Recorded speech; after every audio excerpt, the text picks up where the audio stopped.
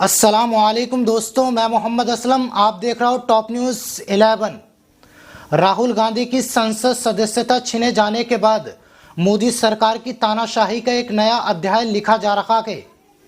भले ही इस तानाशाही के खिलाफ गोदी मीडिया जश्न मना रहा हो, लेकिन इंटरनेशनल मीडिया में और कतर, अमेरिका जैसे देशों में राहुल गांधी की सदस्यता छीने जाने के बाद गंभीर सवाल खड़े हो रहे हैं।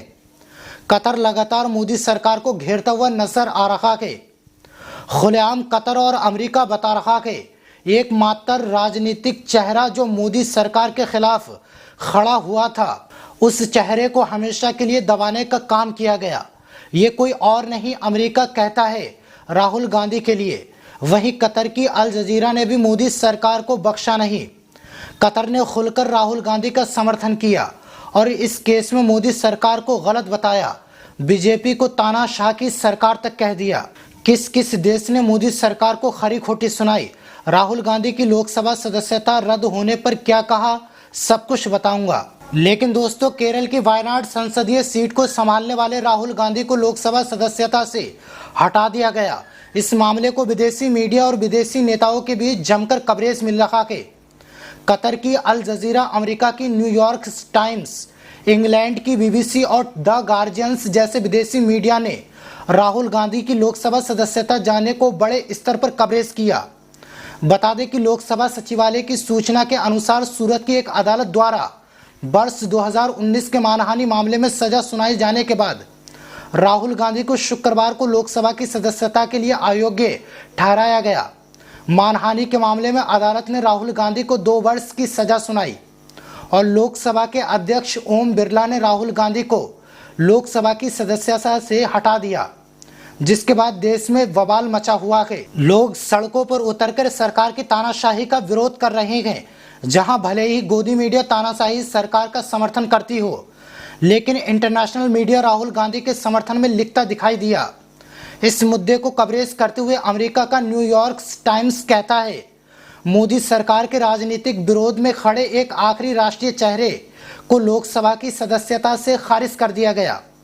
एक निडर, सच्चे, जाबाज नेता को जो अगला देश का प्रधानमंत्री बनता, उसकी सदस्यता खत्म कर दी। ये अमेरिका का न्यूयॉर्क टाइम्स लिखता है। आगे अमेरिका कहता है भारत के प्रधानमंत्री मोदी जी के राजनीतिक विरोध में खड़े होने वाले आखिरी राष्ट्रीय चेहरे में से एक राहुल गांधी को शुक्रवार को संसद की सदस्यता के रूप में अयोग्य घोषित कर दिया गया। आगे अमेरिका के न्यूयॉर्क टाइम्स ने गौतम अडानी का भी जिक्र किया, जिसमें कहा गया राहुल गांधी कुछ समय से पीएम मोदी के खास दोस्त गौतम अडानी को लेकर जांच करने की बात संसद में करते रहे। न्यूयॉर्क टाइम्स ने गौतम अडानी की पोल खोलते हुए और मोदी सरकार की पोल खोलते हुए राहुल गांधी का समर्थन किया। दोस्तों, 4 साल पुराने मुद्दे को अचानक उठाकर राहुल गांधी को 2 साल की सजा सुनाई जाती है। 4 साल से अदालत का कोई फैसला नहीं आया। जैसे ही अडानी का मुद्दा उठने लगा तो राहुल गांधी को दोबारा दोषी करार ठहरा दिया गया। उसके अगले दिन ही संसद सदस्यता रद्द करवा दी गई।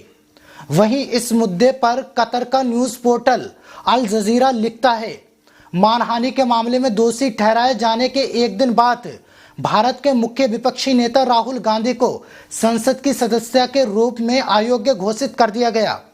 कतर का अल जजीरा आगे कहता है अचानक 4 साल पुराना मुद्दा उठाना किस बात का संकेत करता है। सरकार और गौतम अडानी के बीच में कुछ तो खिचड़ी पक रही है, जिसको मोदी सरकार छुपाने में लगी है। ये कतर के न्यूज पोर्टल अल जजीरा ने छापा है। वहीं ब्रिटिश अखबार द गार्जियन ने भी राहुल गांधी के अयोग्य ठहराए जाने की खबर को विस्तार से लिखा है।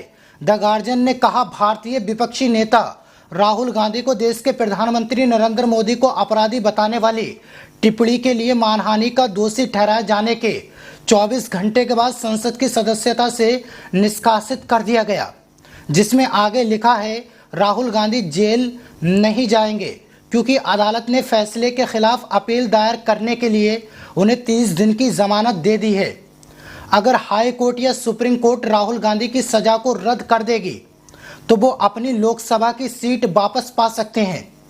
इसके साथ ही भारत में इनकम टैक्स का सामना कर चुकी इंग्लैंड की बीबीसी ने भी राहुल गांधी को बड़ी हेडलाइन में छापा।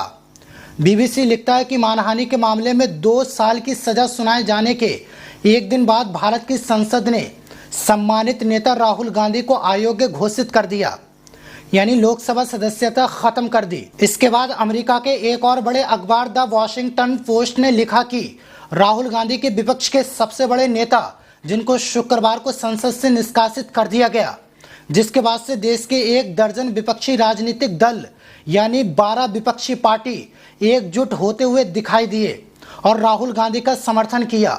इस मामले में मोदी सरकार की निंदा भी की। इसी के साथ पाकिस्तानी अखबार दी डॉन ने भी राहुल गांधी के अयोग्य ठहराए जाने की खबर को विस्तार से लिखा। दी डॉन कहता है, जुमे के दिन भारत की पार्लियामेंट में कांग्रेस के वरिष्ठ नेता राहुल गांधी को निष्कासित कर दिया गया। एक दिन पहले ही राहुल गांधी को अदालत ने मोदी नाम के सभी चोर वाले बयान पर 2 साल की सजा सुनाई थी। लगातार संसद में राहुल गांधी गौतम अडानी स्कैम वाला मुद्दा उठाते रहे। उसको दबाने के लिए अचानक इस तरह के फैसले आते दिखाई दिए। दोस्तों, भले ही गोदी मीडिया इस मुद्दे को चुटकी लेते हुए खबर दिखा रही है, लेकिन इस घटना ने इंटरनेशनल मीडिया में मोदी सरकार को जलालत का सामना करवा दिया। मैंने हर एक देश की रिपोर्ट आपके सामने रखी। उन्होंने इस मुद्दे पर मोदी सरकार को घेरा, राहुल गांधी का समर्थन किया। लेकिन दोस्तों, इस पूरी खबर पर आपकी क्या प्रतिक्रिया है, हमें कमेंट बॉक्स में जरूर बताना। मिलते हैं किसी न्यू अपडेट के साथ। तब तक के लिए अपना और अपनों का ख्याल रखें।